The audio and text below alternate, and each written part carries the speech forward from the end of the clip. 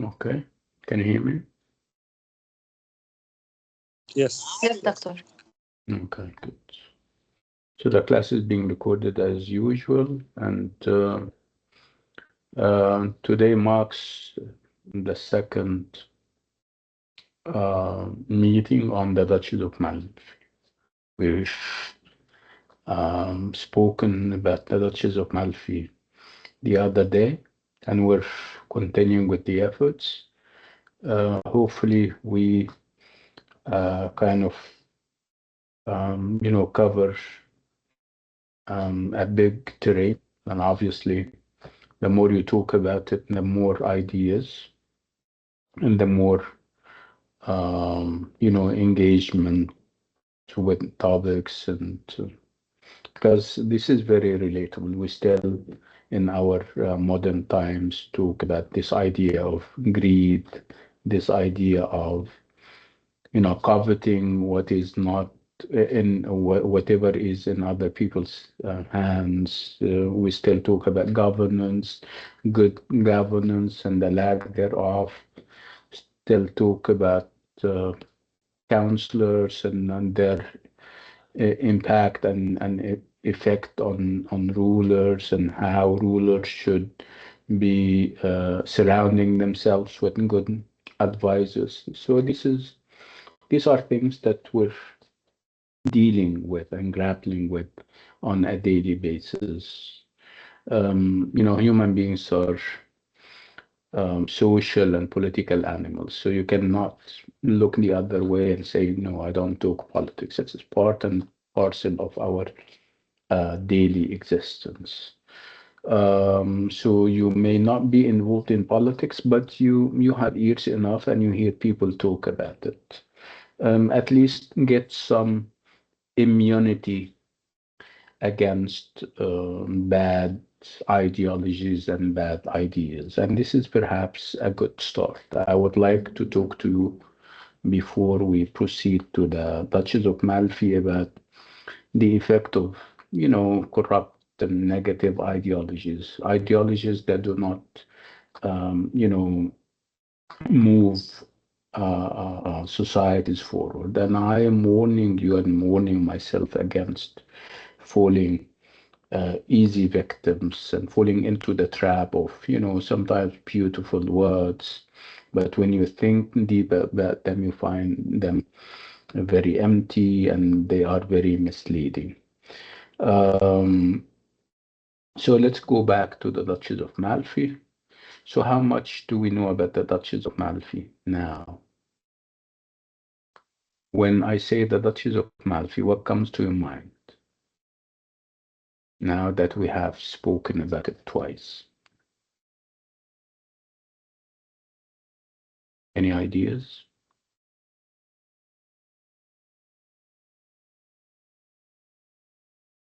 Yeah, Hashim.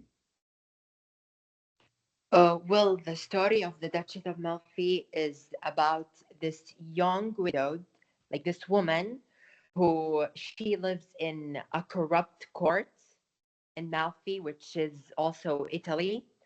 She has controlling brothers, Ferdinand and the Cardinal.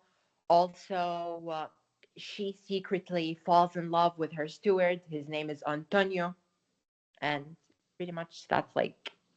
Yeah, that's good. Thank you so much, Hashim. Yeah, there is a lot more that we have spoken about and that we're going to speak about. Again, it's basically, um, it's a political play. It's a politically charged play, like we say, because it has a lot of political ideas. We spoke about governance, and remember last time, for example, Antonio made this distinction between ideal courts and not very ideal courts. Obviously, he was alluding to the Malfi court as a not very ideal one. He was referring all the time to the French court. I mean, he was on a visit, if you still remember, and he came back and he was so amazed at how clean the government over there uh, was. And he started to speak very admiringly about what they do. And it is as if he was trying to give us tips or a recipe for good governance. If you're, as a ruler, if you're surrounded by good counselors, if you are cracking down on corrupt individuals, that would eventually lead to, you know, a safe and secure and prosperous society. And he had this very compelling analogy, a very vivid analogy, when he spoke about the common fountain. A common fountain is a fountain that everybody drinks from, everybody cooks their foods. Obviously, you use the water of a common fountain during the time. So it's in the best interest that the fountain remain clean and pure and everything in between. And he was comparing a common fountain to the government or to a ruling elite. So if the ruling elite are doing a good job, it means that the common fountain is pure and clean, and that obviously will eventually lead to prosperity, to a society that is stable and safe and prosperous. Otherwise, fountain, if the common fountain, which means the ruling elite, the government is, um, if the fountain is impure, it's full, if it's full of, insects and bad stuff, obviously this is going to impact and affect the sanity and the health of the entire society. It's a very vivid and very compelling analogy.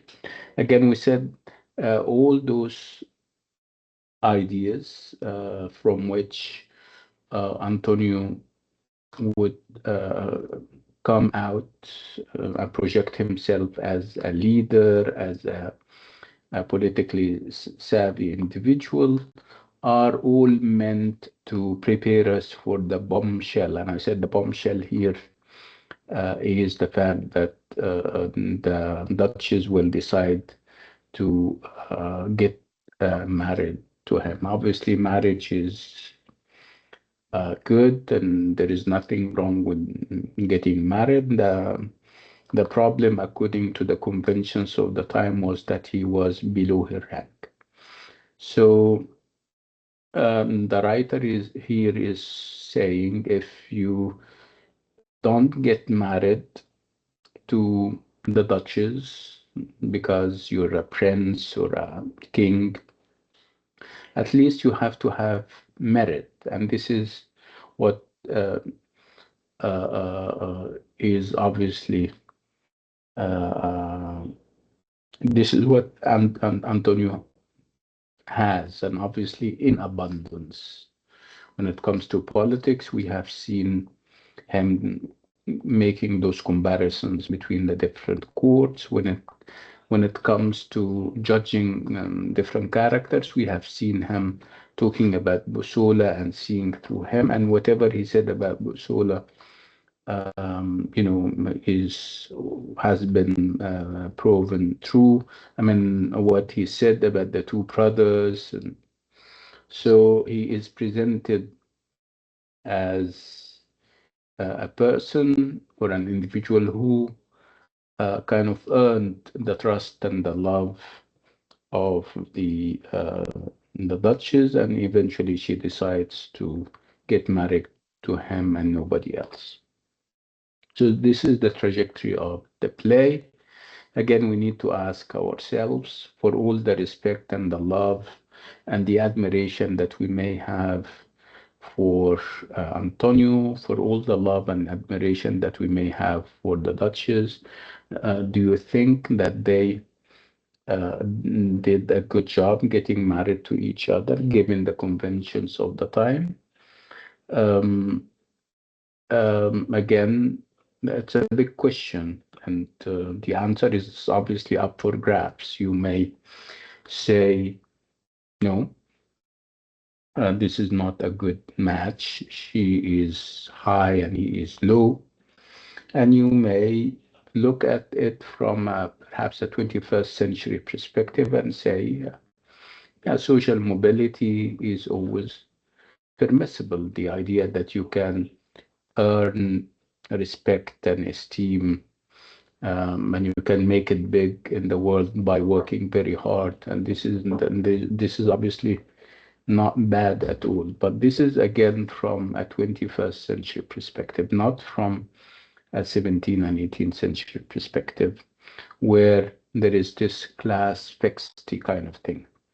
So you're fixed to your class. If you're born into the high society, you have to stick there. If you're born into a low society, if you're born at the bottom of the social hierarchy, you have to stick to your place. The idea of moving up or even moving downwards is not under any circumstances tolerated or accepted. Um, excuse me, I'm sorry, I can hear noise next door. Let me go and kind of tell them to stop talking. Give me a minute.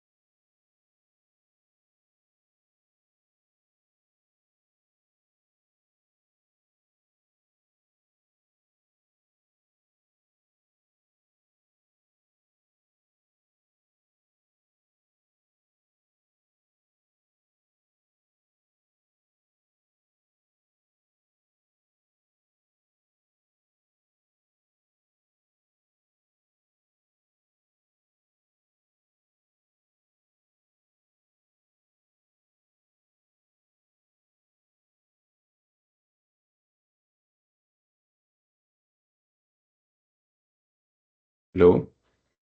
Yeah, sorry for this interruption. Like I said,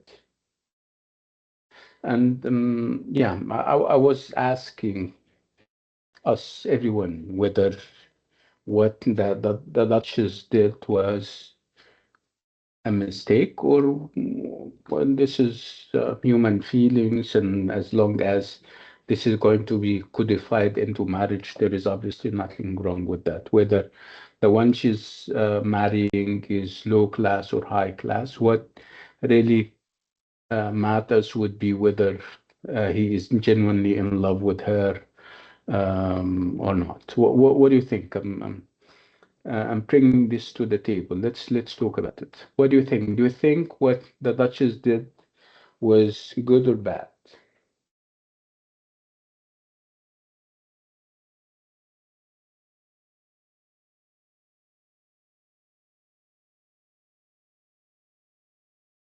Neither good nor bad. You're neutral.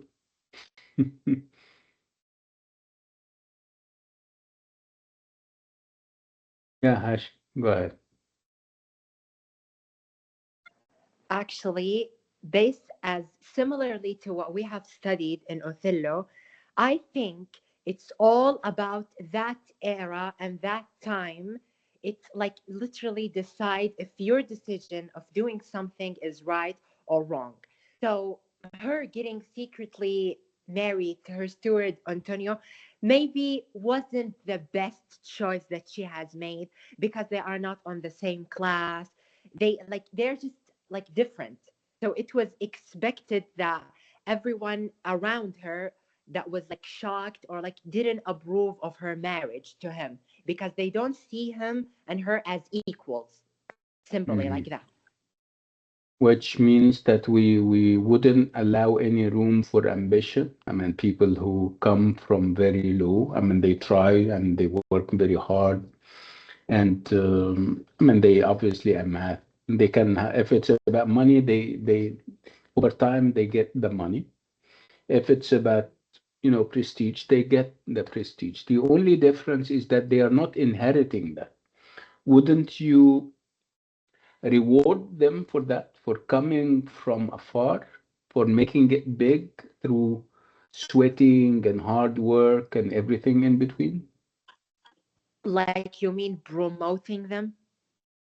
I'm saying that they worked, I mean, Antonio worked very hard for this moment, for the Duchess to choose him and nobody else. Do you think, remember, we have been building this, we have been prepared for this moment by having a person who is very nice, very politically savvy, a good judge of characters. These merits do not count. I mean, it's definitely unfair. I agree with that. Mhm. Perhaps you're affected by what happened at the end of Othello. The fact that, yeah, see, I mean, they got married, so what? Eventually, I mean, they got killed at the end, right? So, in order to perhaps protect them against this, you're saying, yeah, I mean, perhaps. The world is not short of people, is not short of men, or not short of women for that matter, right? Why don't they settle for another man in the case of the Duchess, or another woman for in the case of Antonio? Is that what you have in mind?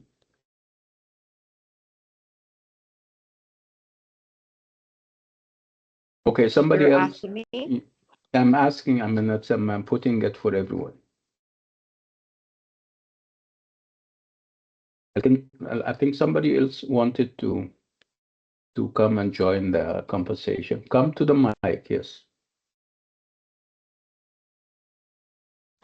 Um, I don't think that her choice was the problem or the main thing. The fact that their society was dominated by male. Mm. So Well, pretty much it's the same thing that I have said. well, I What? mean, it's not, I mean, you're saying it's not her problem, right? But, Yes. okay, it's not her problem, but she's creating a bigger problem, obviously, for How? herself and for the entire country, right? Because we're in a state of chaos and instability. And you need to remember that she's not representing herself. She is a sitting queen, which means whatever happens to her will affect the entire society and the entire country. And this is exactly what happened. What happened to her? And I'm not telling you what happened to her, but you can almost tell. This is a tragedy, and she is a tragic heroine. What do you think will happen to her at the end? She will die. Death. Yeah. Wouldn't that affect the entire society because she is the sitting queen?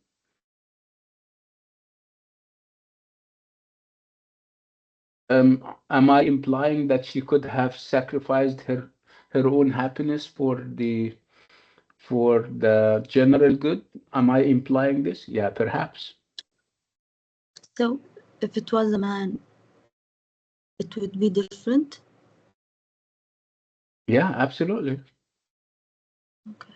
And I'm saying that, yeah, if it's a man, I mean, a king, for example, wanting to marry below his rank, and everybody's telling him, you're doing, yeah, this is bad and this is wrong, he should also sacrifice, because getting killed at the end is not in the best interest of the whole society, right?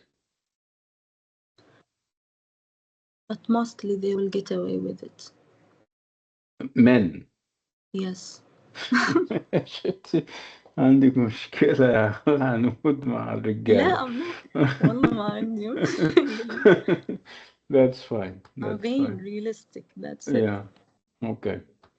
Um, Interesting. Let's kind of read more and see what will happen next, and perhaps we can come back to the same question and see how things will unfold and whether we'll stick to what we're saying, or perhaps we can have a change of heart over time based on what we will see unfold. Let me.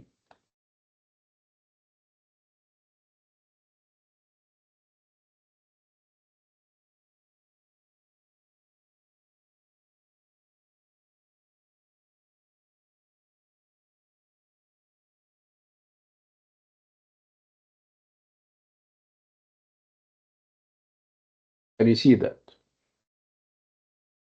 Yes. Okay, good. So again, I'm not going to repeat myself. Where are we? We are in Malfi, and obviously Malfi is a city-state in Italy.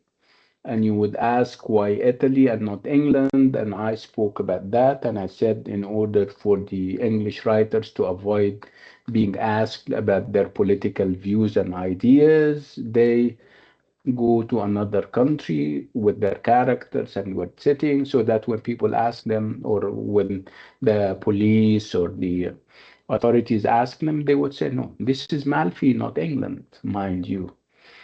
Again, if it's we're saying the Duchess, which means that we're talking about queens and kings. We're talking about politics, and obviously we're going to talk about good governance and the lack thereof.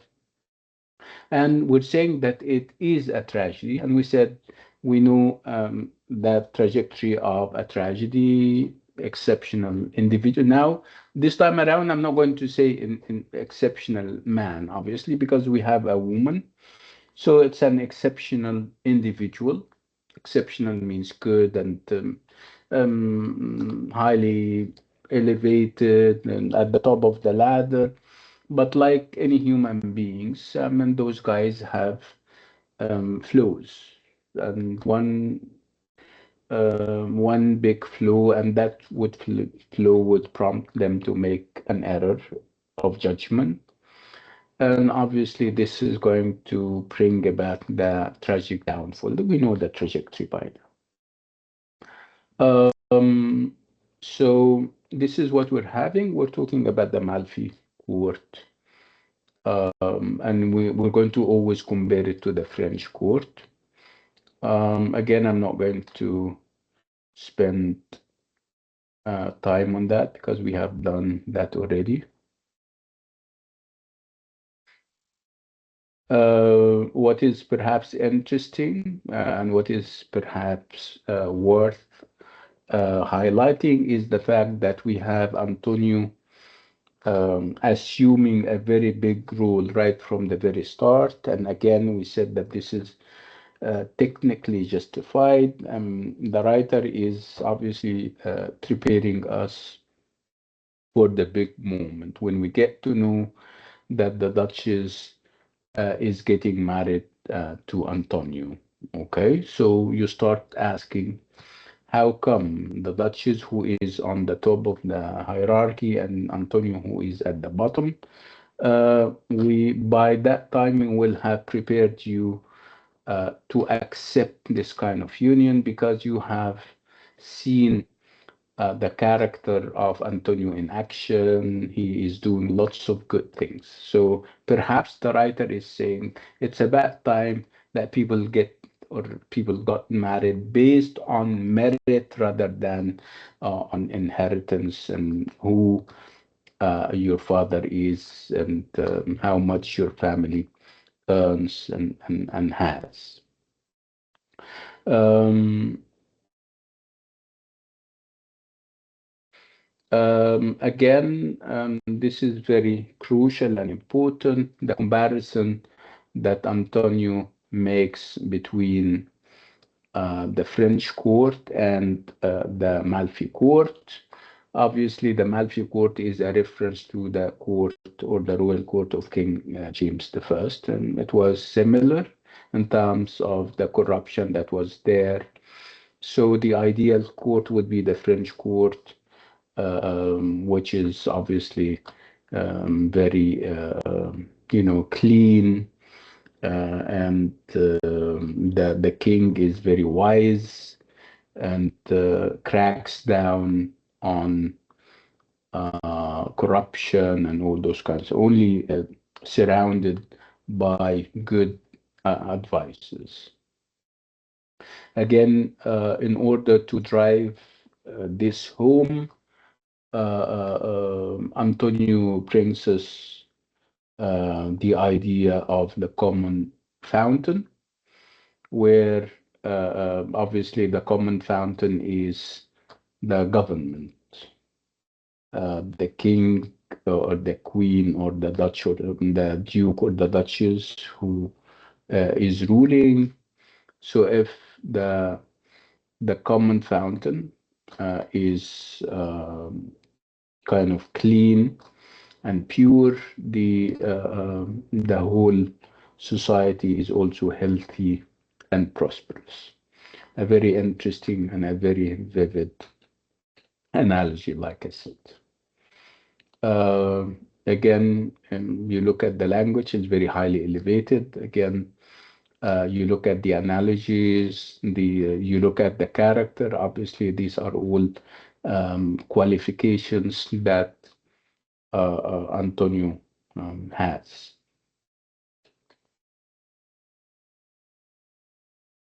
Uh, Again, because of this big space that is given to Antonio, he is given the opportunity to even pass judgments and assessments on other characters.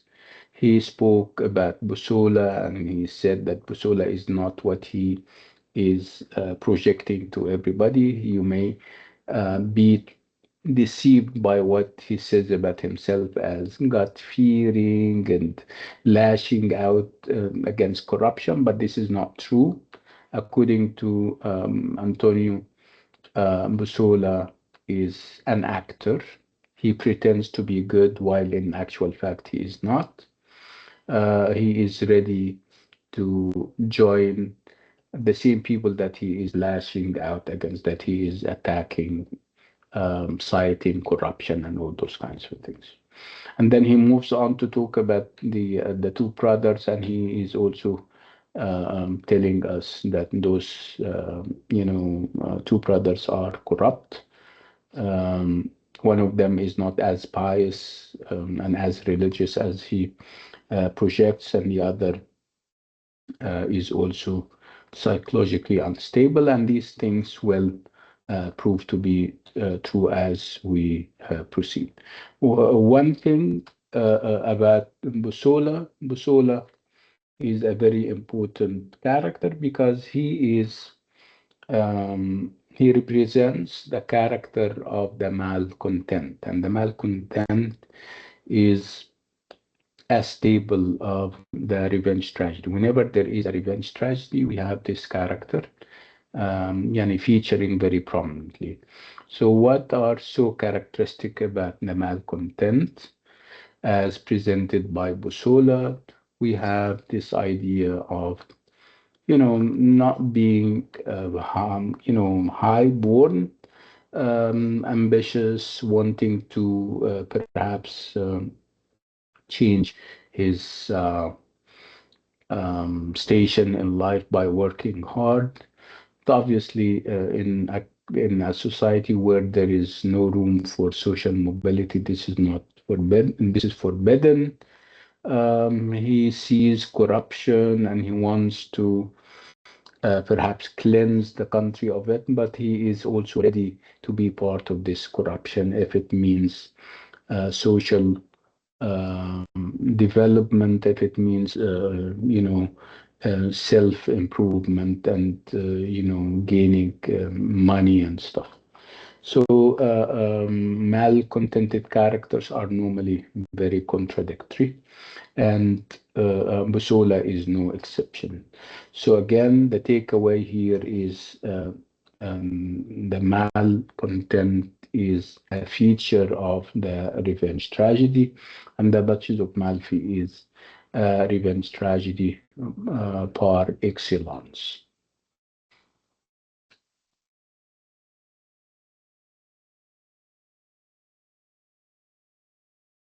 Spoke about all of these things.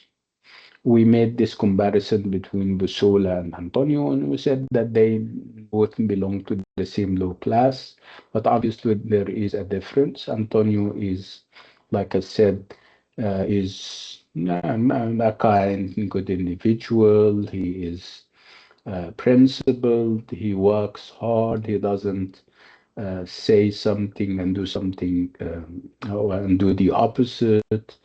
Antonio is not what Busola is. Again, it's little wonder that the Duchess, when she chose, she didn't choose Busola, for example. She chose Antonio. Um,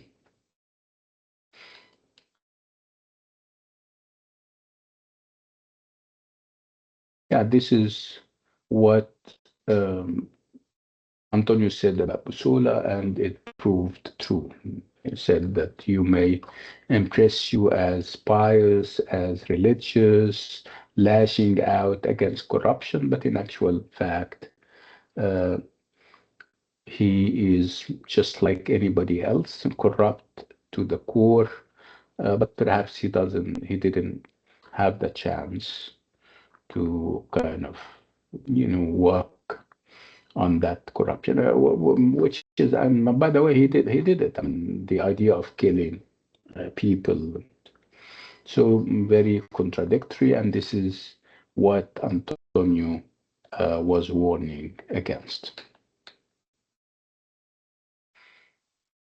Again, there is always this comparison between Busola and Iago, and the two of them are villain or villainous.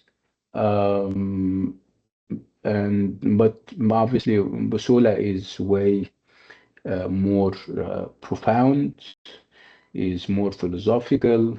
He has this nuanced character, pretty much like yeah, everybody else. I mean, like us as human beings, we have the good and the bad in us.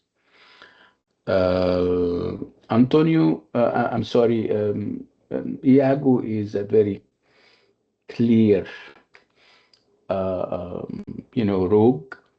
He is a self-confessed rogue, and he doesn't have any philosophy behind what he is doing. He's doing evil for the sake of evil because somebody um,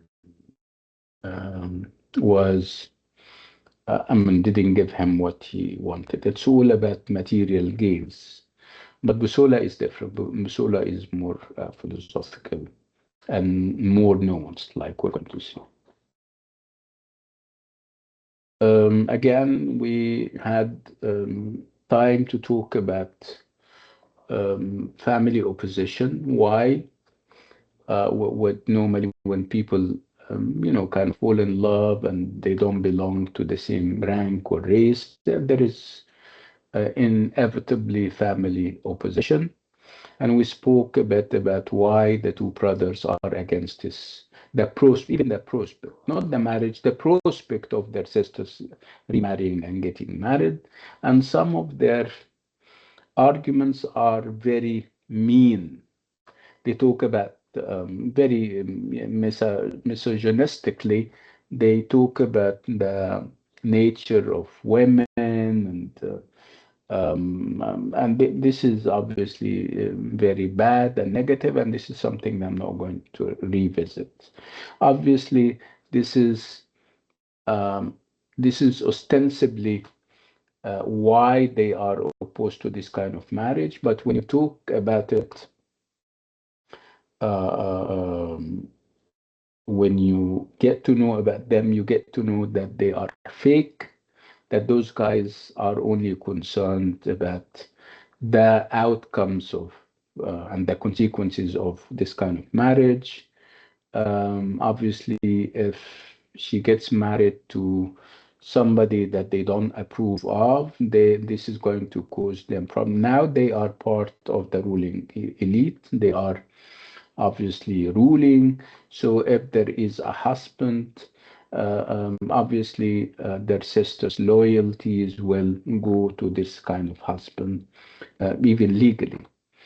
So they stand to lose a lot of things. So their motives are far from what they are declaring and prophesying. They are saying that it's family honor that she's going to tarnish if she gets married to the wrong person. But obviously, it's not about that. It's about the material gains that they are going to lose if she gets married to somebody of her own choice. So all this talk about family honor is mere lip service. Again, like I said, and this is something that we also said with Othello, the fact that whether you're talking about Othello, he is a man, whether we're talking about the two brothers, they have those biases against women. Their fears are in large part fueled by anxieties about female sexuality in general and of widows. And this is again very biased, and this is obviously masking the fact that they are doing whatever they are doing in order to protect their interests.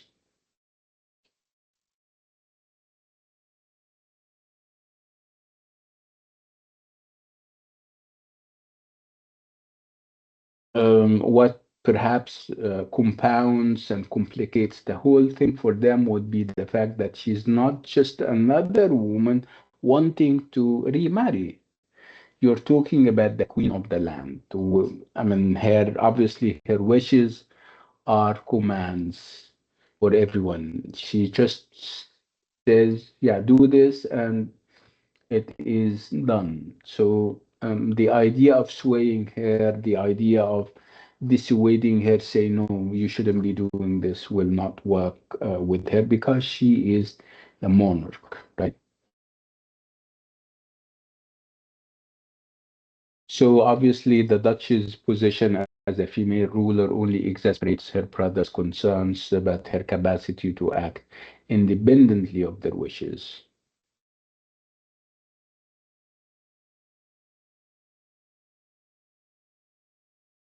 Again, we keep asking this question about what is so dishonorable about getting or remarrying, obviously. Like I said, those guys have vested interest, the fact that um, they are gaining by her not marrying, and if she remarries, it has to be somebody that they have to approve of. And this is an encounter between the the two brothers and their sister, and obviously they are talking about the temptations that they assume their sister can fall under. The idea of having somebody who is eloquent, youthful, and young. And obviously, they are talking to her as if she is a child or something.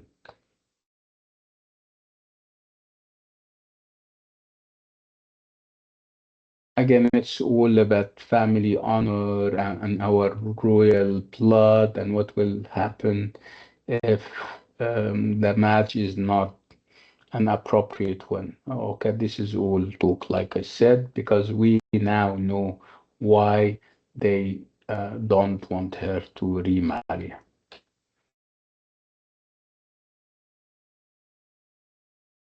That would also bring us to the idea that the two brothers, as a matter of fact, are representing a whole ecosystem that is based on this idea of hierarchy.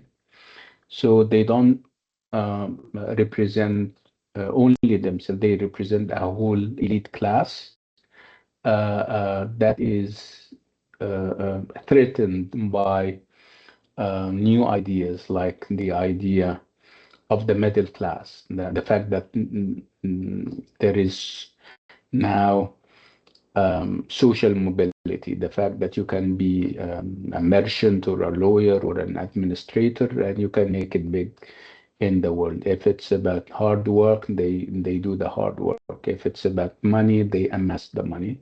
So obviously the ruling elite are very fearful of the prospect that a new system is evolving where there is this um level play field. Everybody is equal. Your only qualifications to start them, to becoming something big would be your hard work and your merit. So obviously, like I said, the two brothers represent a whole class, a whole system of life that is obviously changing in front of their eyes. So we're talking about this erosion of social hierarchy. And obviously that was always accompanied by debates about whether noble blood or personal merit was more deserving of honor. So as you can see, we said that in the dominant aristocratic order, as represented by the brothers, is being or is in a state of crisis, threatened by people like Antonio, who, among other things, is an able administrator, um, who could capture the heart of a high-born woman who was more impressed by merit than rank. So obviously the sands are shifting from under the feet of those brothers and the elite, the ruling elite that they represent. So the brothers' attitude to the Duchess marrying or remarrying is determined not just by their ideas about women, but also by their ideas about class boundaries and the nature of marriage. Again, they stress the fact that it's the family who decides who gets married to whom. Obviously, this is changing and changing beyond recognition because we'll have another, system in place where the idea of marriage is going to be built on mutual understanding and mutual affection, a marriage or partnership based on reciprocated affection.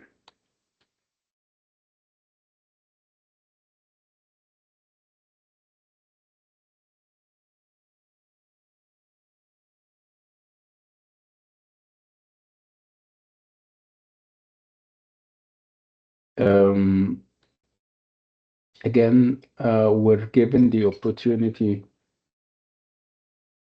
Um, uh, we're given the opportunity to see Antonio, judging the different characters and seeing through them and telling us about their vulnerabilities, um, saying things that normal people wouldn't look at or see. But because of his wisdom and his abilities, Antonio can see through these different characters. Again, those assessments which prove to be correct are all meant to endear Antonio in our eyes so that when he gets married to the Duchess, we say, yeah, he deserved it. He earned it. He earned our respect and love through his political savviness, through his intelligence, and all those kinds of things. Spoke a lot about Ferdinand, and he also spoke about the cardinal. And then he spoke even about the Duchess, and he said very beautiful things about her. But most of what he said was, it has a bit of exaggeration. At one point, he would say that she's so beautiful that her beauty can cure the paralyzed. If you're paralyzed, then you set your eyes on the queen or the Duchess, you get cured. Obviously, this is very hyperbolic and very exaggerated.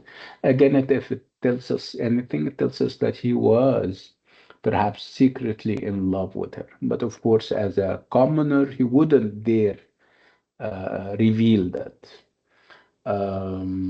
So again, this is perhaps an indication that the Duchess didn't force her love on him.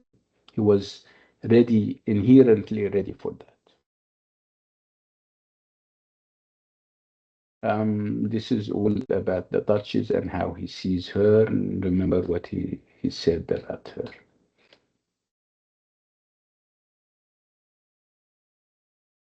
So again, we stress the fact that what he said and the praise that he leveled and gave to the Duchess is excessive, but it makes it clear that by the time the Duchess begins her courtship of him, we know that he is in love with her.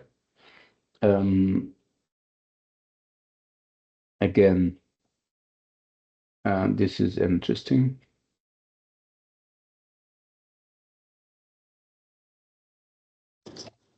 Doctor, Yeah, go ahead.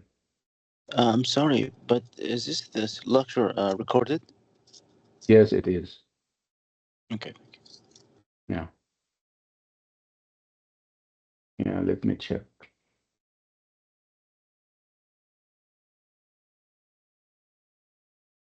Yeah, it is.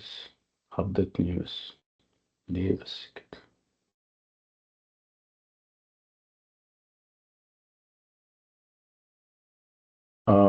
Again, there is this talk about what the Duchess did, the fact that you need to remember that she is the one who took the initiative and went to Antonio and proposed. She first of all, kind of showed interest in him, and then she proposed, and then she even gave him the ring. So these are all things that you expect of a man, not a woman, right? So according to Clifford Leach and James L. Caldwood, in studies of the play produced in the 1950s and 60s, the Duchess is portrayed in accordance with the stereotypes of the highly sexed widow, voiced by her brothers, and her marriage to Antonio is depicted as willful, wanton, and irresponsible. Do you guys agree? Do you think that what she did was willful, wanton, and irresponsible? Willful means that she was it wasn't genuine love. She wanted to have a man in her life. Um, Remember the biases against women at the time, female sexuality and stuff. So the Duchess is certainly violating norms of femininity in the final episode of Act 1, as she adopts the active role in the marriage, courting and effectively proposing marriage to Antonio. She is this even bolder than Desdemona, who only hints to Othello that she would welcome his court. Obviously, we're talking about a new kind of women, women who take matters into their own hands. We have seen that happening with Desdemona, but on a smaller scale. She gave hints to Othello to go ahead and perhaps propose and get married, but she wasn't very direct about it. With the Duchess, obviously, she's perhaps older, she is more mature. We're talking about, you know, women that are evolving, moving from being totally submissive to being, yeah, I'm dropping hands, and now it's complete. Women who are totally independent, who are ready to go as far as proposing to men and asking their hands in marriage. So obviously, uh, um, this may come as a shock to lots of us because we're used to the idea of men, taking initiative when it comes to marriage. They are the ones who choose, they are the ones who propose. Obviously, we're talking about a totally different, um, you know, um, way of doing things. Again, it's the early modern times. Again, it's people are um, starting to do stuff in a different way.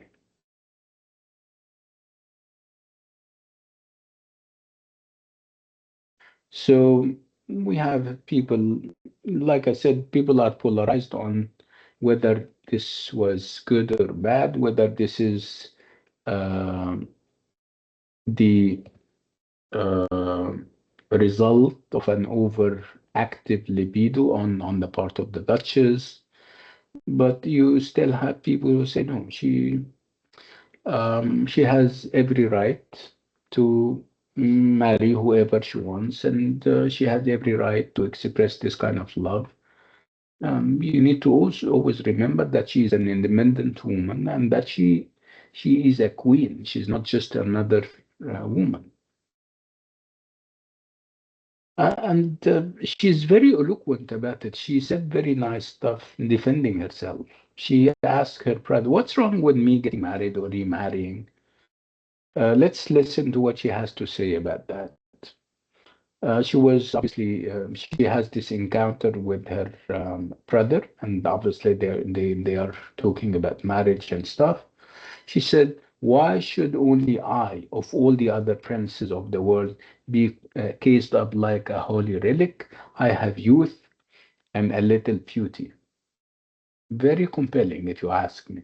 She's talking to her brother. She's saying, "Why should only I, of all the other princes of the world, be cased up like a... Why are you putting me in a closet as if I am a valuable piece of jewelry, for example, or a piece of, or a statue that is inherited from thousands of years, and you're putting me there, you're closing...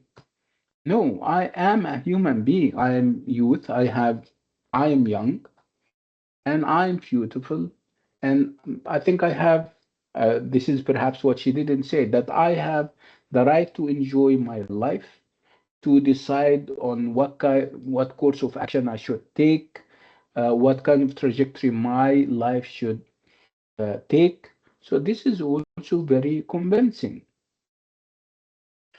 Again, she says, no, I need to behave like natural human being. What do natural human beings do? They fall in love and they get married. They have kids. But what you're doing to me is that you're turning me into artifice. You're turning me into a piece of relic, and you want to keep it there untouched. So as you can see, this is perhaps like a statement against the society of men, the patriarchal society, which seeks to transform women into decorative, precious objects that can be locked away and safely controlled. So what she said obviously applies to women always and everywhere. Where and this is obviously the Dutch is representing women, and this is perhaps the reason why she doesn't have a name, because by not giving her a name, we are universalizing the whole experience of women. She's obviously defending women always and everywhere. So this representation makes women appear humans in flesh and bone and defies the patriarchal mindset predisposed to see women in terms of the binary oppositions of angel or whore. Um, Again, when it comes to Antonio and the relationship, so the expression of love and desire is necessarily muted at the start as the Duchess keeps up the pretense that she has sent for Antonio to help her in the preparation of her wedding. Obviously, she is in full control. She is taking matters into her own hands, and this is something that we're not very familiar with. And this is perhaps why there is always this shock. So slowly the Duchess builds up to a more open expression of her feelings, declaring her love. And this is what she says. Go brag. You have left me heartless. Mine is in your bosom. Very uh, touching. Now, obviously, this is a typical, encounter, a man and a woman, and they are in love. And she says, go brag, go tell the world. Yeah, you should be proud, and you may want to perhaps share this kind of pride with the world because you have left me heartless. Left me heartless means I fell for you. Mine is in your bosom. My heart is now in your bosom. I mean, in simple terms, I'm deeply in love with you.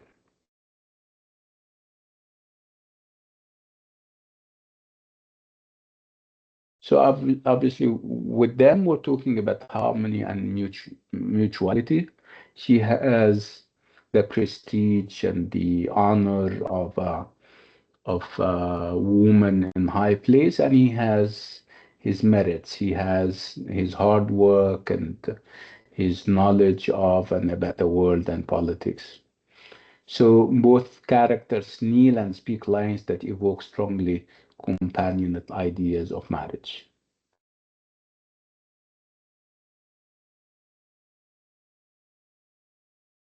So theirs is a marriage based on shared admiration and desire to raise a family. And of course, at the beginning, this kind of marriage is going to be clandestine. Clandestine means secretive, confidential, until any further notice. Again, it has to be validated by the some kind of ecclesiastical ceremony. It has to be ratified by the church. And again, she takes matters into her own hands. She says, "Yeah, we agree," and then the church comes after. Again, you need to remember that she is a woman who has power, who wields power. So see how self-assertive she is. She's the one who declares that they are now man and wife, and not the church. So we now are man and wife, and it's the church that must but echo this. So according to her, it's us who decide, and then the church comes next. So she's obviously giving priority to an idea of marriage as a private contract outside the direct control of the ecclesiastical authorities, an idea with which many of the play's original spectators would no doubt have sympathized. And then we come to a very interesting idea, but let's have a 10-minute break, and then when we come back, we continue. We'll talk about this reversal of gender roles when we come back, inshallah. So I'll see you in 10 minutes. Bye.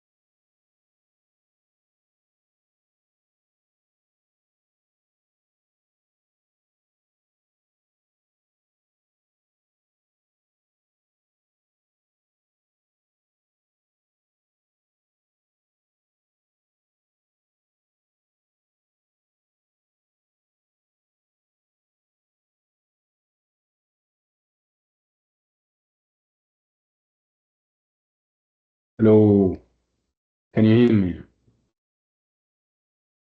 Yes, doctor. Yeah, okay. Yes, doctor. So do you guys have any questions so far? No questions? No answers? Nothing? Yeah, let's do it. Yeah, bismillah.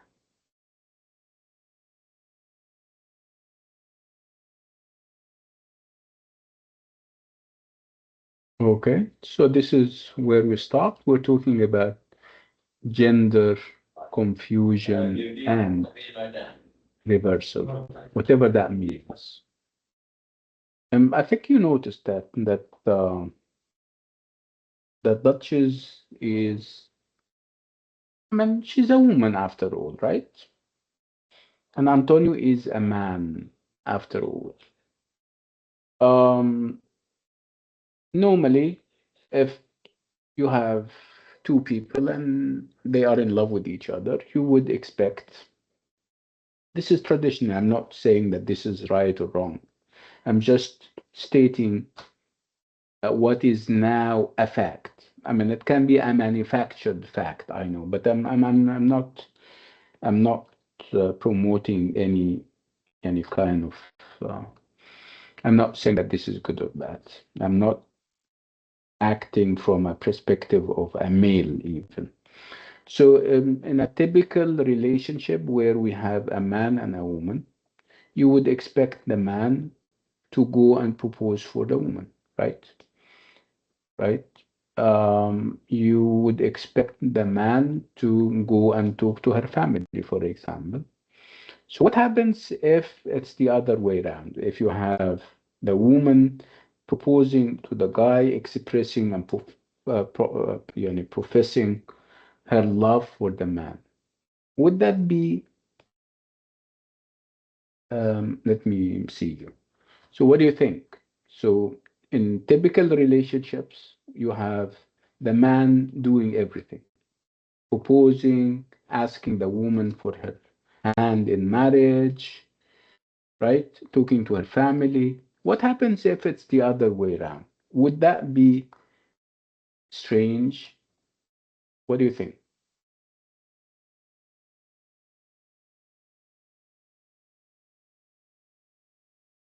Is this a reversal of gender roles? What are gender roles? Let's start with this. So gender roles means, yeah, I believe that gender roles are constructs. These are social constructs. Let's agree on that. But I'm not discussing this. I'm saying that we have established gender roles.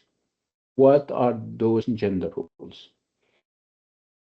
Okay. For men, yeah, Hashim, go ahead. Gender roles are the rules that are placed on men and women Mm, in like a society, how they should act, how they should do, like the mm, social expectations from women and the social expectations from men, how they should act, how they should talk, how like stuff like this. yeah, okay. So what are those established gender roles when it comes to women? Again, I'm saying that these are social constructions, which means that they are not God, they were not kind of dictated by God. This is what society agreed on. You may agree or you may disagree with those social norms, but they are there and we kind of obey and follow them. For women, what are the expectations of women in a relationship, in a love, and eventually in a marriage relationship? What do you expect women to do? To start the conversation with a man, to take the initiative and say, I love you, to take the initiative and say, listen, I'll go to your family and ask for your hand in marriage. Do you expect women to do that? No. No, right? Okay, let's talk about men. Let's talk about our expectations of them also in a love relationship. You expect them to wait for the woman to come over and say, I love you. You also expect the man to wait uh, um, and until the woman says, listen, I want to marry you. Do you expect men to do that?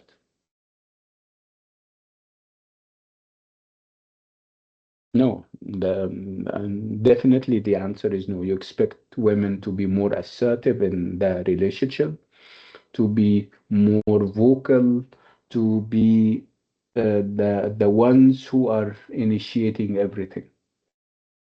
Okay? Well, what is happening in the play is different. We have the Duchess challenging all those social rules and reversing them, turning them on their head, which means that she is the one who goes and tell Antonio that she's in love with him. She's the one who proposes to him. She's the one who finalized the whole marriage thing. She's the one who even after everybody knows that they got married, she's the one who arranges for his escape. Obviously, the two brothers are not going to leave him alone. Him and the family, she decided for them, and she decided and she arranged for them to travel and go to another town or city. This is all done by the Duchess.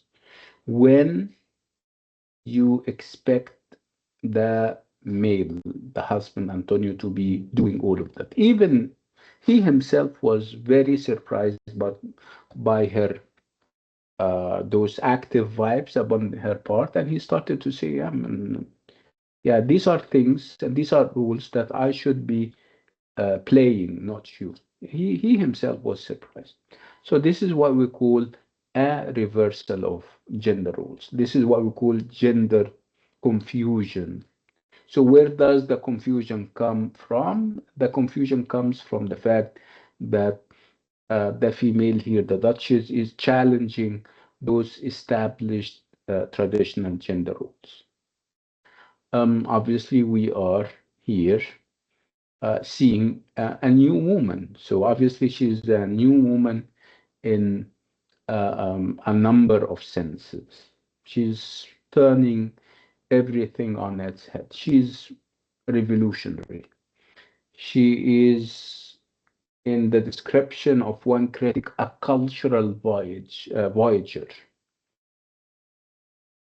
She is moving between a culture of dominance upon the part of men, dominating women, a culture of liberation.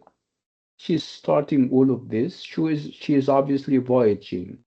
She is obviously moving uh, across different world, a world of dominance and lack of freedom to a world of liberty, equal rights, equality among men and women. So obviously she's different.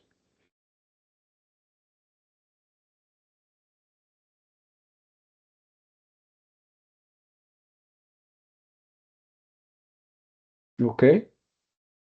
So the staging of the courtship stresses how much this marriage turns conventional gender roles on their heads.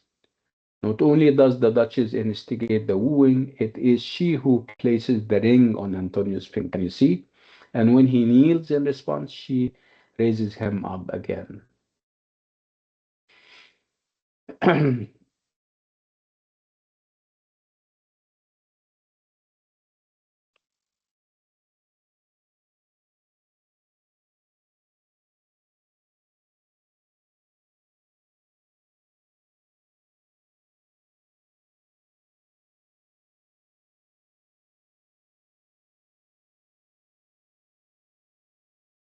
Again, in situations where we wanted Antonio to act like a man does typically, he's not there.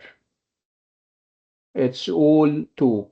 I mean, like for example, when Ferdinand was with the Duchess in her bedchambers and they were um, Antonio appears only after um, Ferdinand leaves and he's carrying a pistol and saying, "Where is he?" And obviously, this was all empty um, stuff. I mean, again, another very important aspect about this is the fact that he is fearful of the Duchess brothers. She is not fearful. She faces up to them. She defends herself, saying that I am a human being and I have every right to marry again and those things. But he, Antonio, unlike typical men, he is very fearful of the fact that they may know about the marriage and stuff.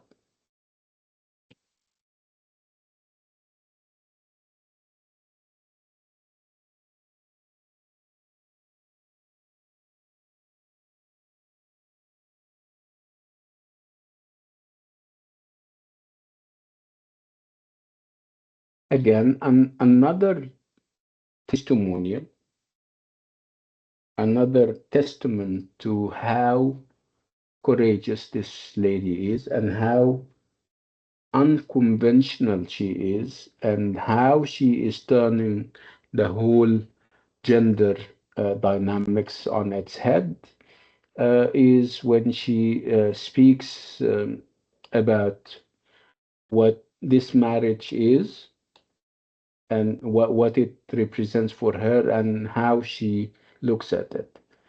So this speech is extraordinarily defiant. We have just heard Ferdinand and the Cardinal threaten to punish a second marriage, but as soon as the Duchess is alone on stage, she dismisses them with withering contempt. What does she say? If all my royal kindred lay in my way unto this marriage, I would make them my low footsteps. See?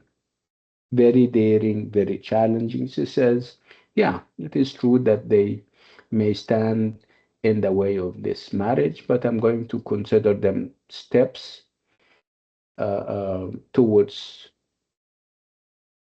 this height that I call marriage. They are going to be stairs in the stairs that I'm going to use to climb until I arrive at this summit that we call marriage.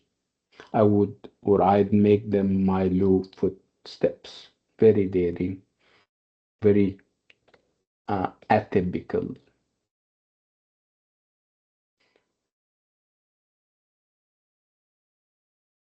Again, she's not short of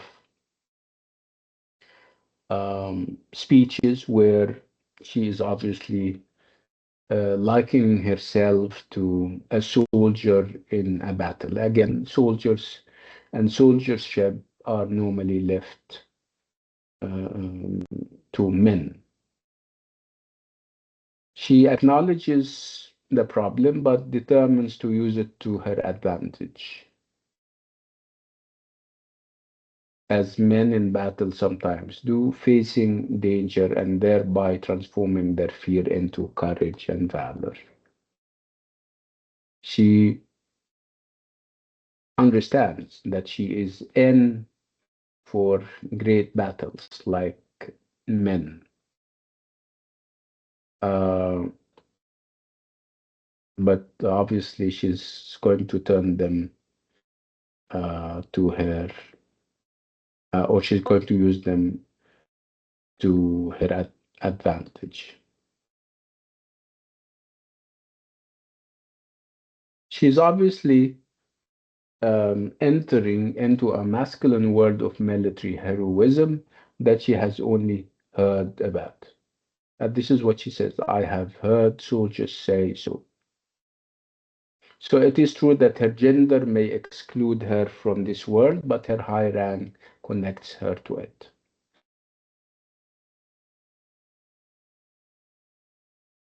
Again, this is all in sharp contrast with Antonio and his actions. He keeps only commenting on what she says and what she does. And like you guys know, doing beats knowing. So it's not about knowing anymore as much as it is about doing. So the Duchess represents doing, while Antonio represents knowing. This is how she replies to him when he tells her that what happens if your brothers know. She says, do not think of them. All discord without this circumference is only to be petted and not feared. You should, we should uh, feel pity for them.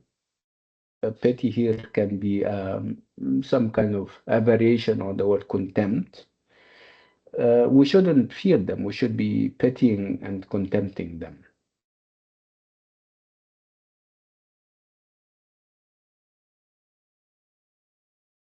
So obviously, in normal circumstances, you would expect the husband to reassure his wife, the Duchess, but this is not happening.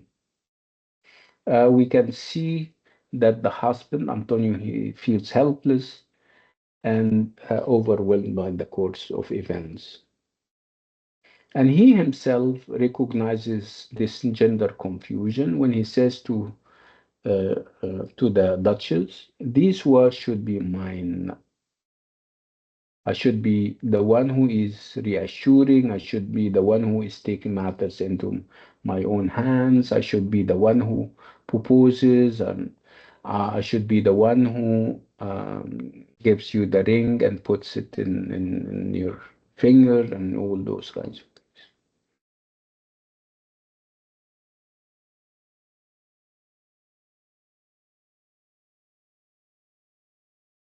And then uh, we have Criolla. Criolla is the maidservant of the Duchess, commenting on this kind of union and this kind of marriage, commenting on the action and the behavior of the Duchess. And this is what she says: whether the spirit of greatness or of woman reign most in her, I know not, but it shows a fearful madness. I owe her much of pity. She's obviously hinting at what may happen because of those daring decisions that the Duchess is taking. She says, I don't know whether this is greatness or no. I don't care about that. Perhaps, what I'm thinking of is this madness, and she describes this madness as very fearful. She's saying that what the Duchess is doing is short of madness, and I feel pity for her because this is some kind of foreshadowing. She's telling us what will eventually happen. The fact that the Duchess is going to pay very dearly for those decisions, challenging the whole established order, marrying uh, beneath her rank and stuff. So Criolla is uncertain whether to see the Duchess' bed for self-determination as evidence of her greatness of spirit or her feminine willfulness. Again, I stress the fact that whatever our opinions are, we cannot deny the fact that the Duchess is in the description of a critic by the name of Wigham. She is a cultural voyager who arrogates to herself a new role, that of female hero. The Duchess is moving knowingly into uncharted waters beyond the bounds of socially accepted behavior, where there will be no clear path to guide her. So it is the absence of models to imitate that she identifies herself with the notion of masculine heroism so integral to her class. She's obviously doing something quite unheard of. She's charting a new path for the women who will come after her.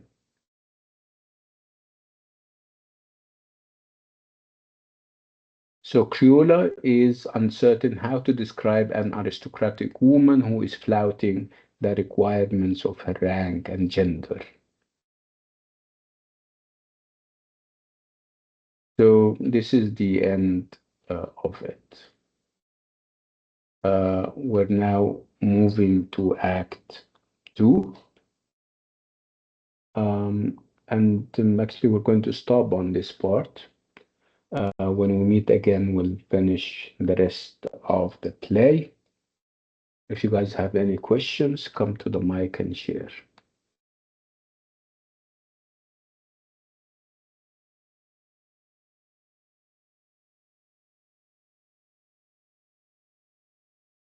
Okay.